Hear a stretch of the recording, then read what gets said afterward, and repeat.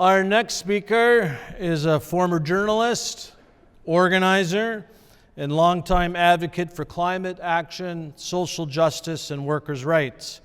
We're looking forward to hearing his focus for the party.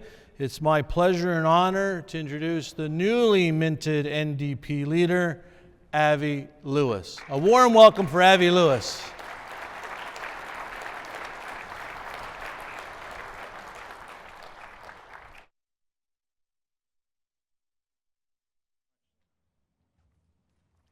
Hey, everybody.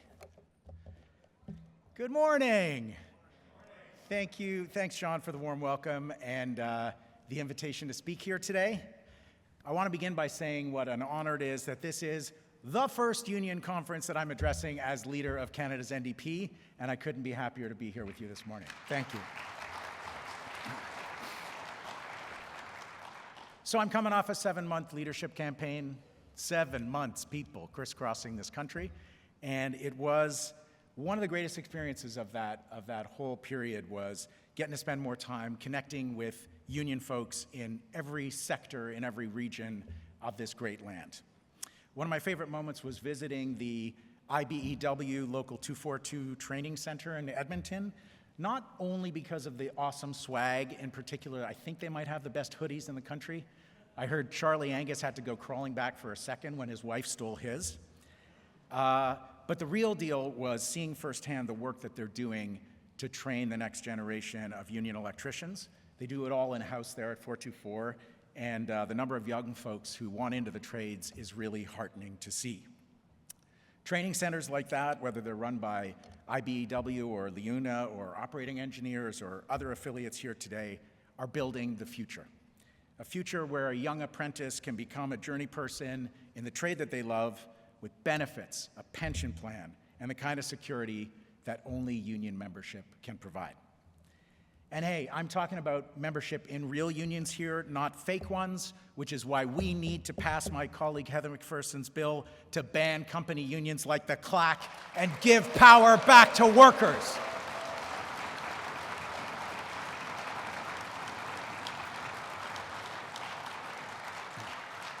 Yeah, that's right. She was my competitor in the leadership race, and I am in awe of the moral fiber that she's showing and standing up for that issue. And it's a private member's bill, but we got to pass it into law, people. So I was on the Hill yesterday responding to the government's spring economic update. It was really encouraging to see that their flagship new program is a serious effort to expand the number of young folks in apprenticeships and speed up the journey to that promised land of Red Seal certificate. Now, I just want to say we still have to keep a really close eye on the implementation and how that goes. And that means that trade unions need to be closely involved in designing the programs and making sure that the provinces actually spend the money instead of hoarding it the way some provinces are likely to do. And I know there's a lot of you supporting all the different political parties here at this convention. But regardless, I want you to know that the federal NDP will keep a close eye on this new initiative and make sure that the path to implementation runs right through the front door of the House of Labor. You can count on us for that. We need a whole lot more skilled tradespeople for the kind of nation-building projects that this country needs right now. This is a mission moment for Canada. And in the NDP, we believe we need to Trump-proof our economy, power it with clean energy, and make it easier to get around this vast land. We need to make housing truly affordable for everyone and build an independent Canada where we use our resources to build the future right here where we live. That's why our party, under my leadership, will be a party of yes. Yes to public, high-speed rail connecting communities along the most populous corridors in our country. Yes to a 21st century electrical grid, an energy grid built with Canadian steel that runs from coast to coast to coast. Instead of exporting our clean energy from north to south, let's trade it east to west between provinces. Yes to an electric bus revolution in Canada, just like the ones they're making at the New Flyer plant that I was delighted to visit in Winnipeg. This is a plant humming with the joyful noise of real family-supporting union work, where Canadian steel comes in one door of the factory, get forged right into parts right there in the plant, assembled on the other side of the plant into buses that roll out the far door of the factory destined for municipalities all across this land. And they've got $13.5 billion in back orders. We believe we need a federal government that urgently scales up the production of electric buses, slashing emissions and slashing our commutes at the same time. And yes to building 1 million public homes with a public developer so that everyone has a safe, comfortable, and truly affordable place to live. And attached to all these big nation-building projects, there must always be community benefit agreements to ensure fair wages, apprenticeship requirements, and local hiring.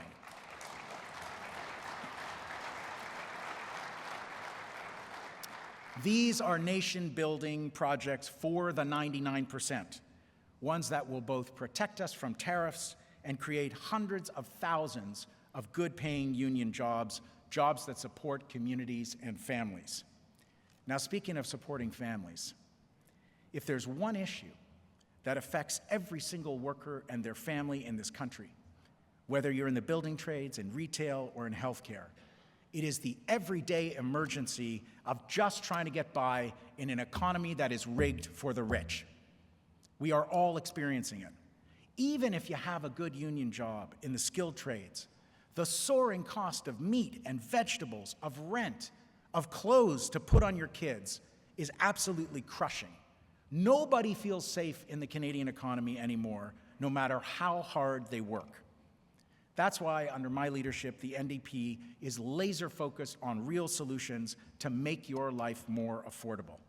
I want to share some of them with you because they're not the same old, same old. And I know that not everybody is into this vision that I'm putting forward, but we are determined not to offer the occasional tax break or some vague promises that will increase growth in our country and eventually it'll trickle down to everyone. We are putting forward out-of-the-box solutions that will actually directly address the cost of living emergency here. 2 weeks ago, I called on the federal government to ban a disturbing new practice that's already widespread in the US and is threatening to take hold here in Canada. It's called surveillance pricing, and it's stalking the website where you shop and even grocery stores, thanks to those new little digital price tags that you see everywhere. This is what it means. Big grocers and other retailers team up with big tech to jack up the prices you pay. And when I say you here, I mean, yeah, just you, using your own personal data, including your search history, loyalty points, or AI reading all of the emails in your inbox. They use surveillance to crank up prices to the maximum they calculate that you are prepared to pay. That means that two different people could pay two different prices for the exact same product in the same store or on the same website on the same day. It's unfair, it's a ripoff, it's un-Canadian, and it is downright creepy. And we believe the federal government should follow the lead of Wab Kinu's NDP government in Manitoba and ban this predatory practice nationwide once and for all.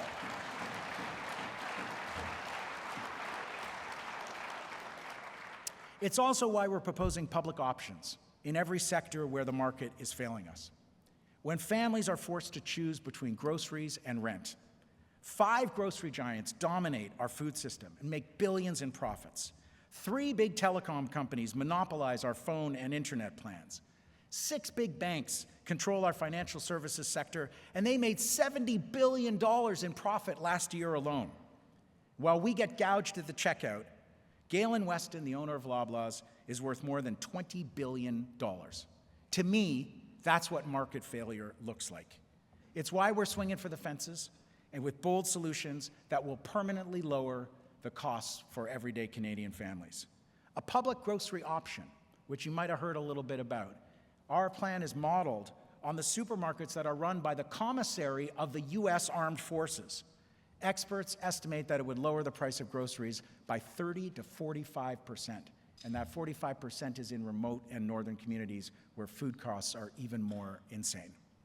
A public option for phone and internet, so we're not paying some of the highest prices in the world for the worst customer service anywhere, We don't blame the Unifor, the Unifor represented customer service representatives on the other end of the phone, no. We blame the companies like Rogers that's trying to lay off half of its entire workforce in anticipation of AI. Those are the culprits in this crime scene. And we're paying mobile data rates in Canada that in some cases are 1,000 times what people pay in Finland. I'm not kidding, that's a real figure, 1,000 times. So we're calling for a public option for telecoms and cell phone and internet plans. We're also calling for a public postal bank, a long-standing demand from our brothers and sisters of the Canadian Union of Postal Workers to offer affordable accounts and loans through the post office. Now, I know what you're thinking, but these are not radical ideas.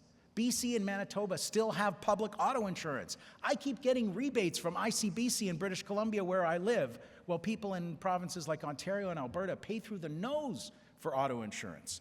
Saskatchewan still has a public telecom company, and Alberta, as you know, has a public bank. I mean, if it's a public option in Alberta, can it be radical? When the market cannot deliver the essentials of a dignified life to Canadians at a price they can afford, even while working their butts off, the government needs to step up and goddamn govern. That's our offer to Canadians right now. And I know these ideas are out of the box and they maybe sound expensive, and the question hovering over the conversation is always, how are you going to pay for it? Well, let me explain. Tomorrow's the deadline to file your taxes.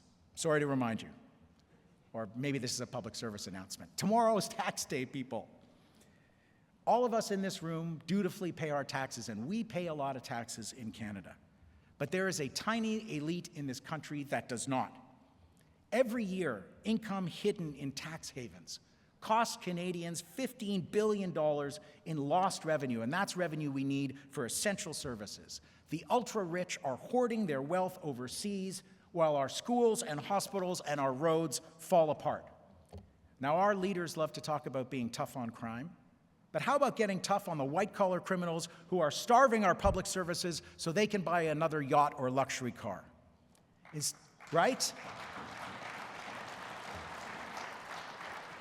Instead of cutting at the Canada Revenue Agency, I'm calling on this government to hire an army of auditors to go after those tax cheats at the high end, recouping billions and sending a message to the super wealthy, and we're talking about the 0.1% here, and the biggest corporations, that their free ride at our collective expense is over. Taking on corporate elites means more than making sure they pay their fair share in taxes, though. It also means holding them accountable when they fail to provide safe conditions for workers. Some of you know that I recently lost my dad, Stephen Lewis. Did a lot of work in the international system. Maybe some of you saw him speak about finding ways to provide affordable antiretrovirals to people living with the HIV/AIDS virus in Africa. But back in the 70s, when I was growing up, he was a leader of the NDP in Ontario. And in that era, one of his greatest accomplishments was laying the groundwork for what would become the Occupational Health and Safety Act in Ontario. I was 5, 6, 7, 8 years old, and I remember that period so well. He went up to Elliott Lake to meet a bunch of striking miners, and he found that they were getting sick and dying as a result of exposure at work, asbestosis, black lung. Those kitchen table conversations, especially with some of the miners' wives and widows, changed him. And he took that cause to heart, and he made occupational health and safety a central issue in the 1975 election campaign in Ontario. And 5 decades later, the struggle for safe workplaces is as relevant as ever. Yesterday, I was doing the rounds of media on Parliament Hill, and I was talking about how hard workers have it in Canada today, and thinking about how poignant it was that we were talking about all these major projects and how they get financed on the day of mourning. And I know you had a really moving ceremony here yesterday. That day when we remember the workers who, after saying goodbye to their loved ones early in the morning or late at night, never came home. Each one of them leaves a gaping hole that can never be filled in their homes, in their workplaces, in their communities. And every single one of those deaths was preventable. After the Westray mine disaster in Nova Scotia, the federal government brought in a law of the same name to hold employers criminally responsible for negligence that results in the death of a worker. And since that time, workplace deaths have claimed the lives of over 20,000 workers, and yet there have only been a tiny handful of convictions. Enough is enough. It's time to enforce the law. The principle is, if you kill a worker, you go to jail.